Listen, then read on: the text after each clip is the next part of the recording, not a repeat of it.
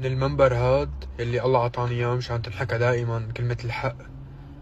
في شعب عم ينباد، ما بعرف قديش ممكن الناس ما بتعرف بالقصة عم بتتابعني. هذا الفيديو اكيد حيترجم وحيوصلكم مترجم غالبا، بس في شعب لدولة اسمها فلسطين عم ينباد بالكامل، بأطفاله بشبابه بكباره بصغاره بمستشفياته بأراضيه بأي شيء بخصه.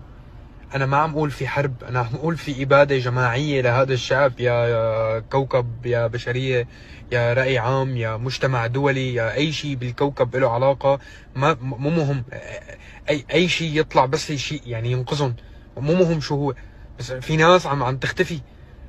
في 500 بني ادم راح بالمشفى، المفروض رايح يتعالج اصلا من الحرب. في ناس رايحه عم تنزح، انقصفت هي على الطريق. اعملوا اي شيء، اي شيء يعملوه بس ليعرفوا العالم في ناس عم تنبات حتختفي بعد فتره، ما عاد نلاقيهم. ما عم نقدر نحكي حتى.